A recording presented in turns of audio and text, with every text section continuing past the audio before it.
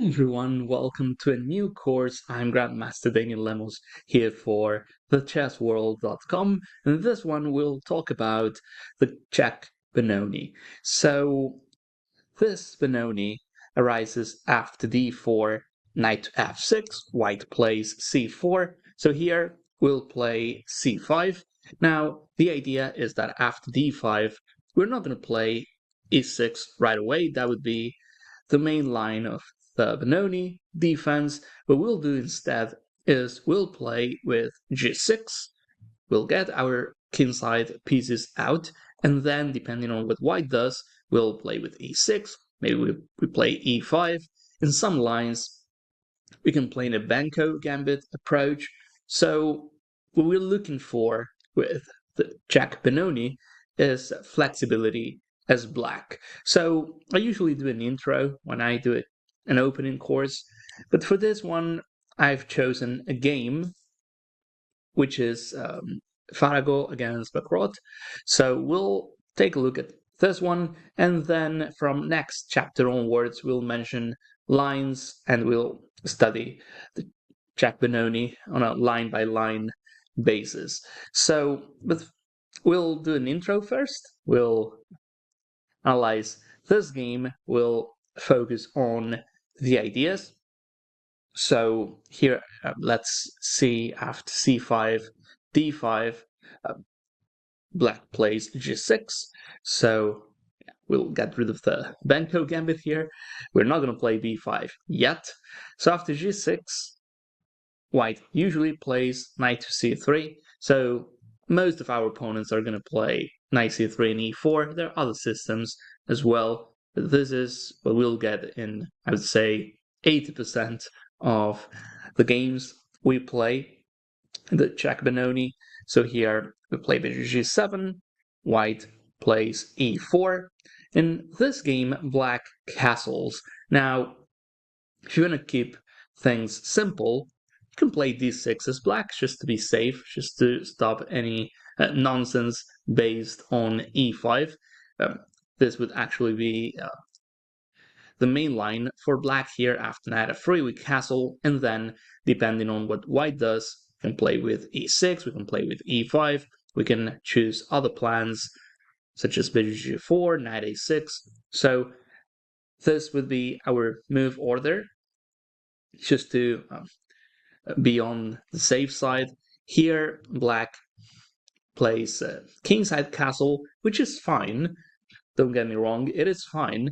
Now, the only drawback to it is that here we have to deal with e5. We're given white this extra option. In this game, white didn't play it. By the way, after e5, knight to e8, we always have counterplay as black. Now, the engine likes h4 and h5, which is pretty aggressive. So white plays knight to f3, and again, if we want to, we can just play d6, and then, depending on what white does, we'll play e6 or e5. So, now that we talked a lot about the move order, let's see what happened in this game. Black castles, white plays knight to f3, and here black plays e6. So, white doesn't take on e6, white doesn't play e5. Instead, white goes bishop to e2. Now, as a rule of thumb in the Benoni, when white takes on e6, usually we take back with the f7 pawn, because by doing so, we open up the f file, and also we bring a side pawn towards the center. Here, white is not really interested and taking on e6. So he goes bishop e2, and now we play d6. So by playing this, we can pretend for a second that black played d6 on the previous move, and now he goes e6. So we reach the same position via a different move order. So here in this game, white decides to take on e6, which is something that rarely happens. It is playable, usually what white does is kingside castle. Or maybe we can expect a move like h3. Why? Because white knows that at some point we'll take on d5, and part of our plan is to play bishop g4 and bishop takes f3. For instance, let's say white castles here. An idea could be taking on d5 and get rid of our bishop to take that knight on f3, and then we can play in a Benoni fashion. This is in fact a Benoni because we played e6, we took on d5, so by transposition we're playing a Benoni line. Now, just to show you some ideas, after takes, now we got rid of our bad bishop, and I say bad bishop because bishop c8 didn't have a lot of squares to go to, so now we could play a6. This is all standard stuff in the Benoni. White plays a4, I can play knight d7. Now, since I got rid of bishop c8, I've got more space to work with as black. I can play knight d7.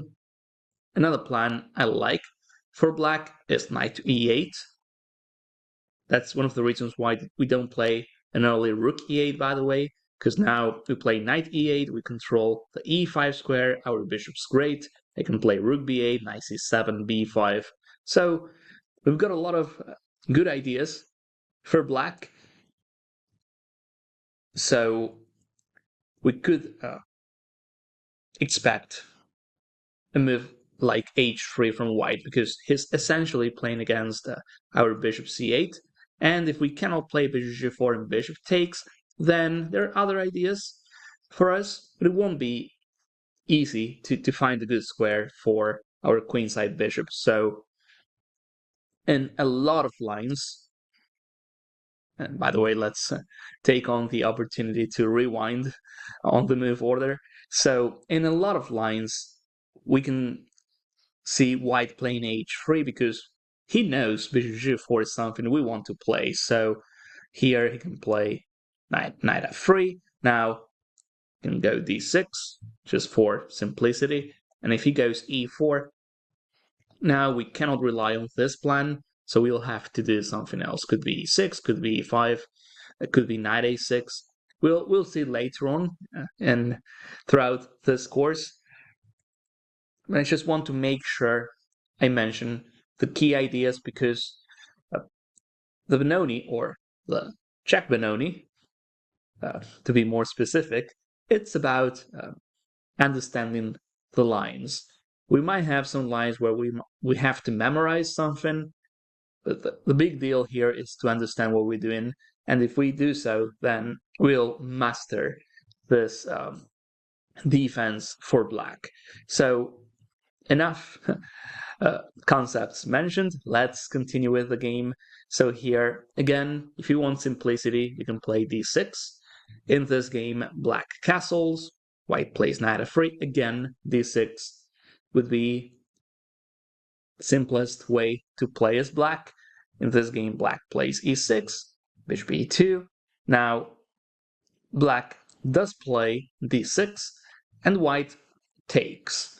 All right, so you probably remember that 2-3 minutes ago, I said that black usually retakes on e6 with the f7 pawn.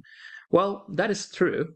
However, in this position, if we take with the f7 pawn, white has a nice positional move here, which is e5. And the problem after e5 is that our pawn structure will be destroyed, and we don't want that. Now, if we move our knight to e8, h5, he can simply take on d6. He can even leave the pawn on e5, because if we take, let's say after knight e8 or knight h5, oh, he does have queen takes d6, by the way, so yeah, never mind. We have to take. So here, the problem is the resulting pawn structure is not great. We might have some counterplay as black, maybe, yeah, because his king is still in the center. So it's not like white's winning here, but it is fair to say his pawn structure is superior. he can go for some trades, and endgames are not going to be great for us because our pawn on e6 is weak. So I think this is a line to avoid.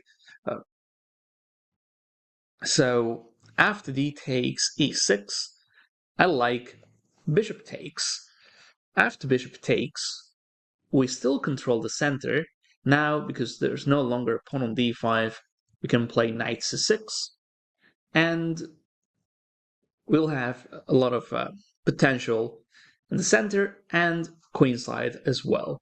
All right, so here white, I believe he played h3. Yep, as we know, useful move for white.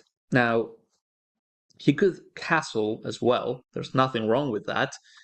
I think white wants to stop bishop g4.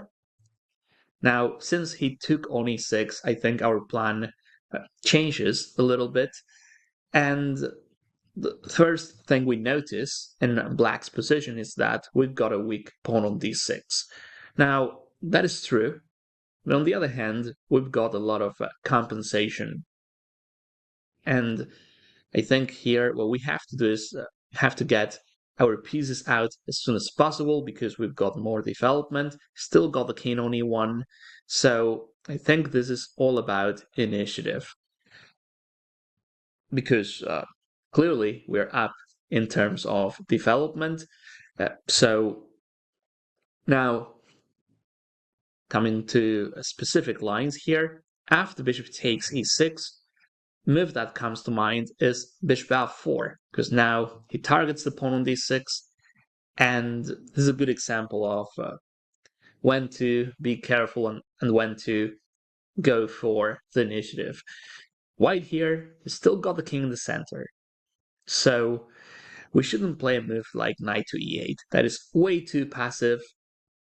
We're not getting much after knight e8, we're just protecting our pawn on d6. So that's not the way we want to play this line. Unless it's the only move, we're not going to play it. Now, it's true that there are not other ways to protect the pawn on d6, so how about not defending that pawn at all? How about going for the initiative? When we're facing a threat, we have to assess answering with another one. So here, an interesting move is queen to b6. We target the b2 pawn, can play queen d2 for instance. Now, that pawn on d6, we'll let it go. We know that if he takes with the queen, well, for starters, b2 is hanging. We have rook d8. We'll have a lot of initiative there and counterplay. So here, if he takes with the bishop after rook d8, he's in trouble. He might even be losing that bishop. We know white is not ready to face all of this action because, again, his king is still in the center. So here, if he goes bishop f4, we'll let that pawn go. We'll play queen b6. We can even play knight c6. And when he takes on d6, if queen takes, I would go queen b6. And if bishop takes, I believe rook e8 is fine here again. Even if I lose a second pawn, that is fine because I'm going all in for the initiative here. Queen a5, rook d8 is coming. I've got the pin on a5 and e1, so knight takes e4 is a threat as well. So here we see the power of the Czech Benoni in action, especially in this line where white takes on e6 early on in the game. So after bishop takes, white plays h3, which is an interesting move. I feel bishop f4 is also fine, but the concept of taking on d6 is not. If he goes bishop f4, it's great so long as he just plays it for development purposes. If he wants to take our pawn on d6, that is the wrong approach. So white plays h3, black plays knight to c6. So here white should have castled, in my opinion. In this game, white goes bishop f4, so same concept we mentioned before. It's good if he's getting his pieces out. Now, if I want to get bishop c1 out, I can also consider bishop g5. Here, I think the concept of coming after d6 pawn is not what white should do. So here black gets the queen out with queen b6. And now white goes rook to b1. Okay, rook b1, it looks sensible from white.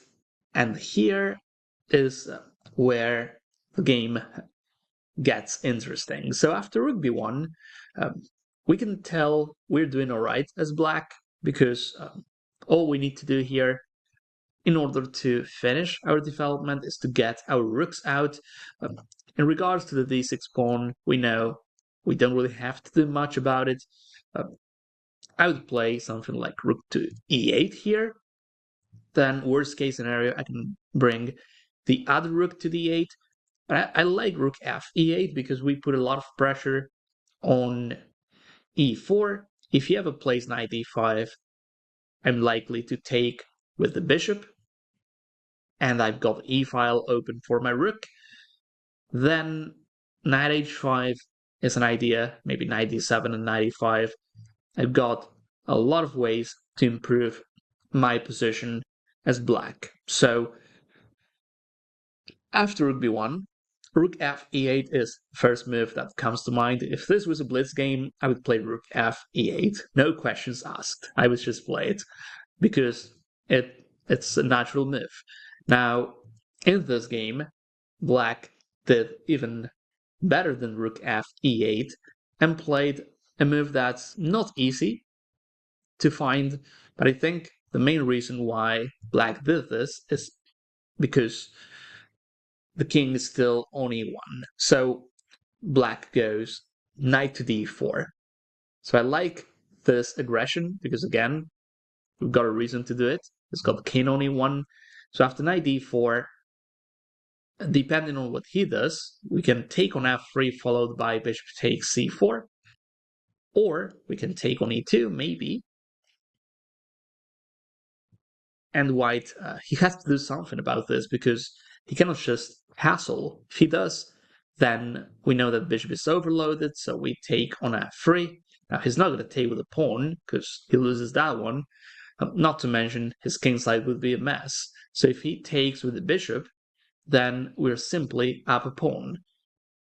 So for starters, white cannot castle. Can he take on d4? I don't think so, because now we attack the knight. We target white's pawn on e4. Again, this guy's still on e1, so probably not a good idea for white to take on d4. So what was he playing here after knight d4? It's not easy. He played bishop to d3. So here we can tell everything is under control. For white, it's just one move away from safety. That would be castling kingside. And here is where the action begins as black. So what we'll do now is I'll finish this first chapter. Please take your time in this position and come up with a move for black. Could be a tactic, could be a positional move, could be strategy. Just take your time, pretend this is a tournament game, and you have to find a continuation for black. This is going to help you understand that position, and then you can compare your analysis with the following video. So for this one, we'll call it the chapter. I hope you found this useful. I hope you could learn something. And of course, I want to see you guys on the next one. Thank you.